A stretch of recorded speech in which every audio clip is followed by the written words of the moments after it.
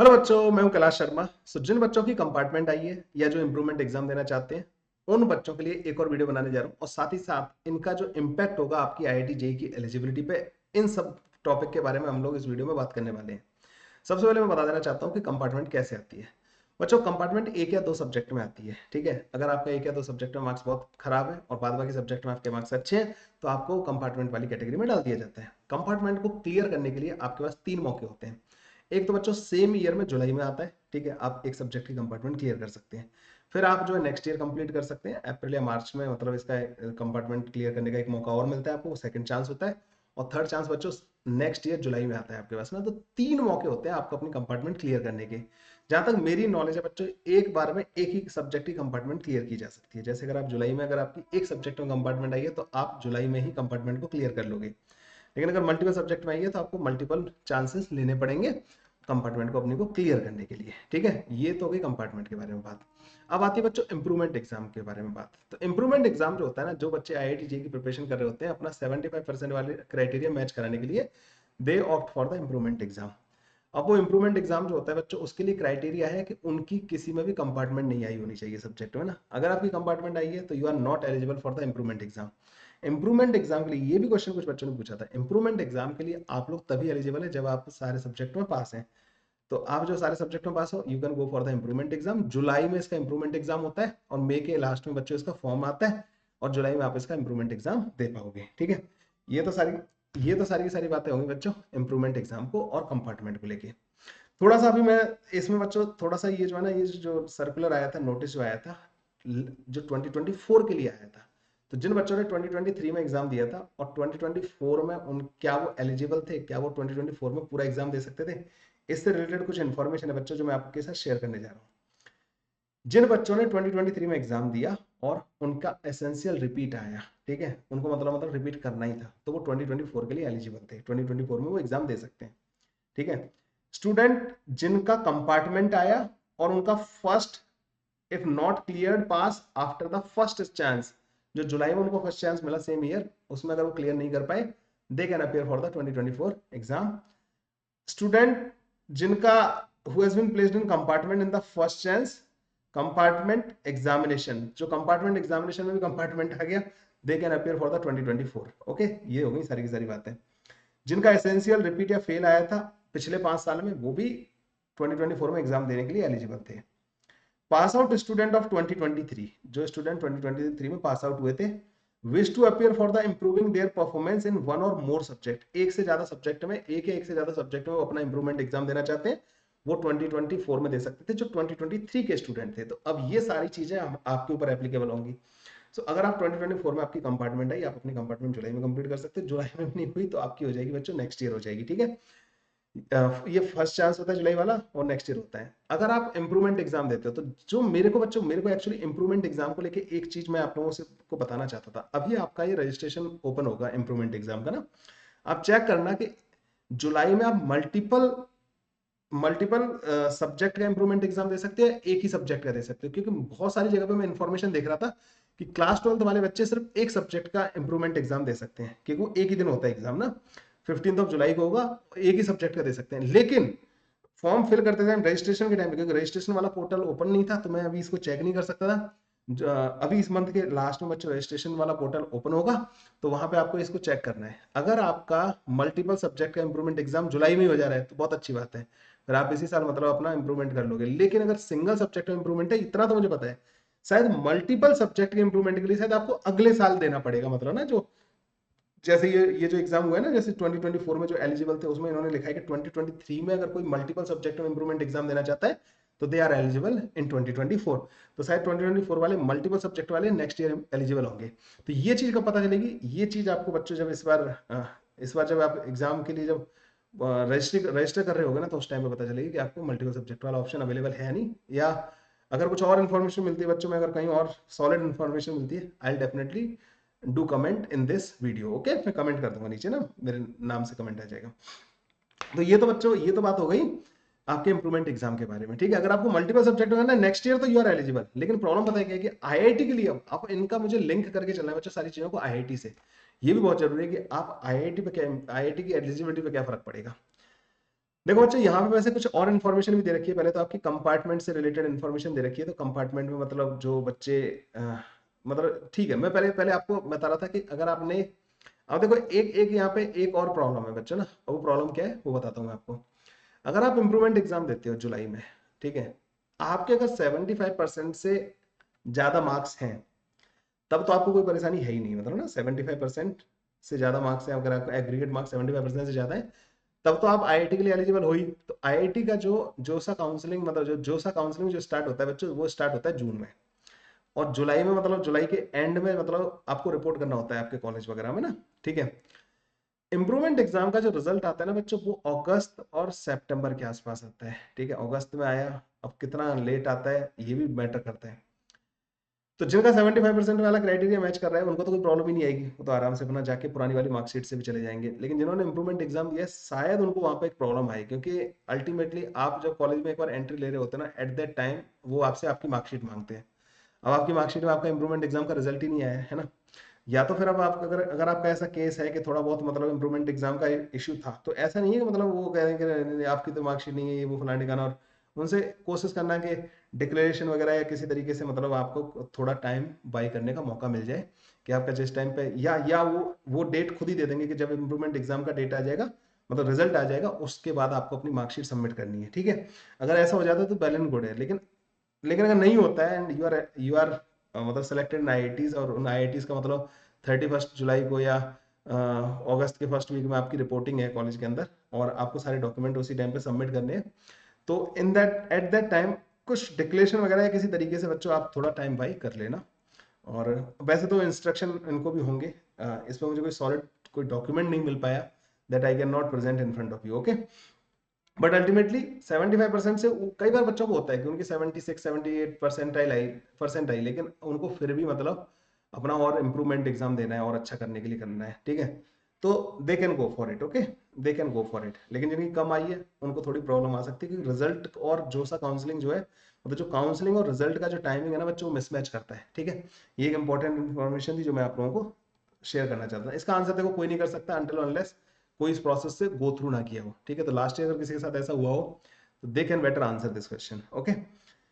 तो ये तो बच्चों वो सारी की सारी चीजें थी कि मतलब लाइक जी, ये सारी इन्फॉर्मेशन आपको दे चुका हूँ कि जो कंपार्टमेंट लगती है ना, फिर भी मैं आपके सामने इस वाले एक ये भी सीबीएसई का मतलब एक सर्कुलर है जो कि आपको मेरे ख्याल से गो थ्रू करना चाहिए। बहुत इंपॉर्टेंट इन्फॉर्मेशन इसमें भी आपको कंपार्टमेंट से रिलेटेड मिल जाएंगी, ठीक है। नेक्स्ट आते हैं बच्चों कंपार्टमेंट में, the student whose result has been declared as compartment in the board and supplementary examination 2023। तो सप्लीमेंट्री एग्जामिनेशन जो जुलाई में होता है उसमें भी कंपार्टमेंट आई है, can apply only in subject which he और शी हैज प्लेस्ड कंपार्टमेंट। तो 2024 में वो अप्लाई कर सकते हैं। ये जो पहले वाले पेज पे जो लिखी हुई थी ना इन्फॉर्मेशन, वही है। इंप्रूवमेंट वालों की बात करते हैं, only such student who have passed the examination in 2023। तो हम 2024 में बात कर रहे हैं 2023 वाले बच्चों की। जिन बच्चों ने 2023 में एग्जाम पास कर लिया लेकिन वो अपनी परफॉर्मेंस को इंप्रूव करना चाहते हैं, तो वो 2024 में एग्जाम देके अपनी परफॉर्मेंस को इंप्रूव कर सकते हैं। वो however a student has passed the examination of the board under the this यहाँ पे regarding the leaving your not ये जो लिखा हुआ था ना बच्चों, she should have appeared in the same subject in the examination held in 2023। ये ध्यान रखना कि जिन एग्जाम में आप जो है 2023 में अपीयर हुए थे उन्हीं में आप इंप्रूवमेंट एग्जाम दे सकते हो 2024 में, या आप रीअपियर भी हो सकते हो, ठीक है, वो भी चलेगा। Students applying for the improvement of the performance cannot apply for the appearing the additional subject। additional subject के लिए अप्लाई नहीं कर सकते आप। Only those students who have been cleared pass can apply for the improvement performance और additional subject. जो पास हुए वही एडिशनल सब्जेक्ट के लिए जा सकते हैं या फिर इंप्रूवमेंट एग्जाम के लिए जा सकते हैं। तो ये तो बच्चों वही इन्फॉर्मेशन जो मैं आप लोगों को ऑलरेडी दे चुका हूँ, मेरे ख्याल से ये तो आपको क्लियर है। थोड़ा सा इसका इम्पैक्ट जो आईआईटी पे पड़ेगा बच्चों ना, परफॉर्मेंस जो क्लास 12th की परफॉर्मेंस जो आईआईटी में काउंट होती है आपकी, उस पर क्या फर्क पड़ेगा, ये मैंने बच्चों से वीडियो क्लियरली कल बनाया था। मैंने बताया था कि जिन बच्चों का 75% एग्रीगेट मार्क्स आते हैं बच्चों क्लास 12th में, उनको मतलब आईआईटी के लिए वो एलिजिबल होते हैं, ठीक है, they are eligible for the IITs. और टॉप 20% वाले ना, टॉप अपने बोर्ड में टॉप 20% वाले। लेकिन यहाँ पे एक और बहुत इंपॉर्टेंट पॉइंट था, कल भी मैंने इसको हाईलाइट किया था, मैं आज फिर हाईलाइट कर रहा हूँ, क्योंकि कुछ बच्चे कमेंट कर रहे थे कि हम तो एनआईओएस के थ्रू मतलब अपनी कंपार्टमेंट क्लियर कर लेंगे। एनआईओएस बच्चों एक सेपरेट बोर्ड है जो कि आपको फ्लेक्सिबिलिटी काफी देता है, और आप अपने मतलब सीबीएसई में जिन सब्जेक्ट में आपके अच्छे मार्क्स आए और जिनमें खराब मार्क्स आए, खराब मार्क्स में आप जो है एनआईओएस के थ्रू एग्जाम देके अपने कंफर्ट के हिसाब से, काफी कंफर्ट देता है एग्जाम मतलब ना ये बोर्ड जो है, उसके हिसाब से आप अपनी जो है सब्जेक्ट के स्कोर को इम्प्रूव कर सकते हो। लेकिन उसमें जो मार्कशीट होगी वो दो डिफरेंट बोर्ड की हो गई है ना, तो मेरे ख्याल से यहाँ पे थोड़ा सा इश्यू आ सकता है आईआईटी की एलिजिबिलिटी पे बच्चों, कि in all the cases the marksheet is required to have been issued by the same examination board and the marksheet from the separate board are not permitted. Separate board की marksheet हो जाएगी वो इन in that case ना, तो IIT की eligibility पे issue आ सकता है। मैं कहीं देख रहा था कि कुछ कॉलेज इस चीज को अलाउ कर देते हैं, लेकिन शायद आईआईटी इस चीज को अलाउ नहीं करते, आपकी मार्कशीट सेम बोर्ड से होनी चाहिए। So you are going for improvement exam, go through the same board. Okay, अगर आपका कोई और इश्यू है बच्चों फेल होने वाला है या कंपार्टमेंट वाला, then you can opt for the NIOS, और फिर तो मतलब काफी रिस्की तो रहेगा ही रहेगा वो, ठीक है वो चीज जो है। तो एक तो ये वाली बात हो गई। अच्छा, एक चीज और बता दो बच्चों, एक बच्चे ने मेरे को कमेंट करके बोला कि सर मेरे जो सब्जेक्ट है ना, मतलब जिनमें मेरी मतलब मैंने जो सब्जेक्ट चूज किए थे, फिजिक्स केमिस्ट्री मैथ तो किए ही थे, और साथ ही साथ मैंने लैंग्वेज दो चूज कर ली थी। बच्चों इन्होंने क्लियरली बोला है कि जो 75% आईआईटी में जो आपका एग्रीगेट मार्क्स जो का जो क्राइटेरिया है ना, वो आपके 5 सब्जेक्ट में होना चाहिए, फिजिक्स केमिस्ट्री मैथ और एक लैंग्वेज, और उसके बाद बच्चों कोई दूसरा सब्जेक्ट जो ऊपर वाले 4 सब्जेक्ट ना हो, मतलब लैंग्वेज ना हो।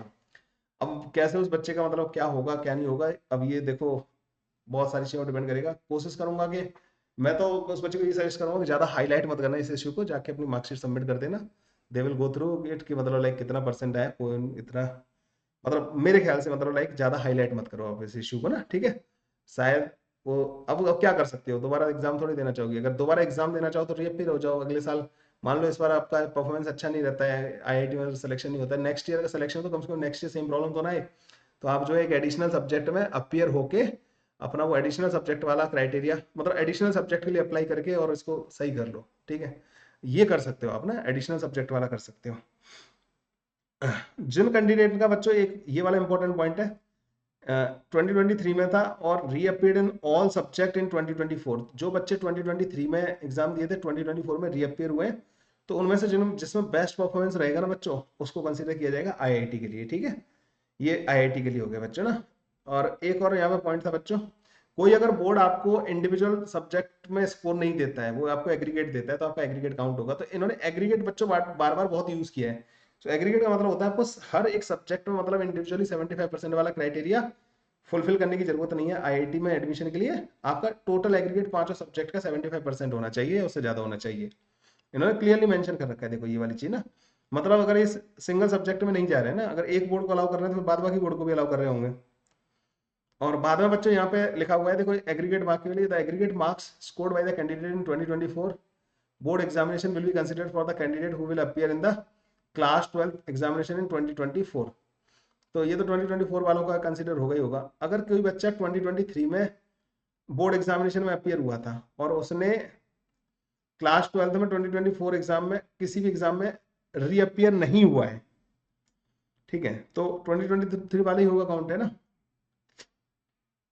और अगर एक कैंडिडेट 2023 में हुआ था अपीयर और उसने अपना इंप्रूवमेंट एग्जाम दिया क्राइटेरिया मैच कराने के लिए, ठीक है, तो the percentage mark in this situation will be calculated by considering the marks obtained इन 2023 और 2024 व्हिच एवर इज हायर। तो जिसमें सबसे ज्यादा हाईएस्ट मार्क्स आए होंगे ना, उस वाले क्राइटेरिया, उन वाले मार्क्स को आपका क्राइटेरिया कंसीडर किया जाएगा।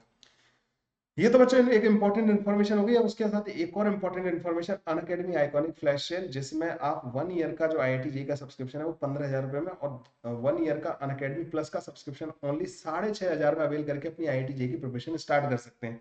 तो अब मैं आपको कुछ चीजें बताना चाहता हूँ बच्चों ना, जैसे जिस बच्चे का सपोज करो कि इस साल उसे लगा कि यार मेरी प्रिपरेशन उस लेवल की नहीं है, ठीक है, इस साल मेरी प्रिपरेशन अच्छी नहीं है, लेकिन मुझे अगर एक और साल मिल जाए तो मैं अपना मतलब बहुत अच्छा कर लूंगा, ठीक है। तो आप चाहे इंप्रूवमेंट एग्जाम के लिए जाओ या नेक्स्ट ईयर रीअपियर होने के लिए जाओ, you can parallelly start preparing for the IIT JEE with Unacademy.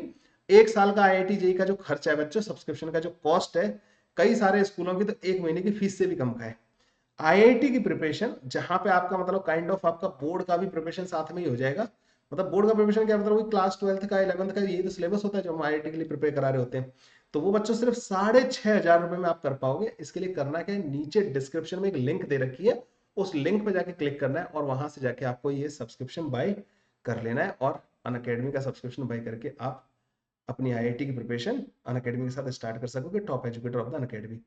इसमें आपको बच्चों प्लस में मिलता क्या क्या है, इंडिया के टॉप एजुकेटर जो कि most of them are from Kota, उसके उनके मल्टीपल बैचेस चल रहे होते हैं, उन बैचेस का सबका एक्सेस मिल जाता है आपको ना, ठीक है। टेस्ट सीरीज मिलती है, वीडियो सॉल्यूशंस मिलते हैं क्वेश्चंस के, कॉम्प्रिहेंसिव नोट्स मिलते हैं, डाउट वीडियो सॉल्यूशंस मिलते हैं बच्चों। ये तो प्लस के फीचर है जो 6,500 में है। आइकॉनिक वाले में आपको प्रिंटेड नोट्स मिलते हैं, एक आईआईटी जेईई अश्योर करके फीचर है बच्चों, वो मिलता है। ऑफलाइन वाले जो बैचेस है ना, उनके वीडियो रिकॉर्डिंग मिलते हैं और वन ऑन वन मेंटरशिप मिलती है, लेकिन ये 15,000 में।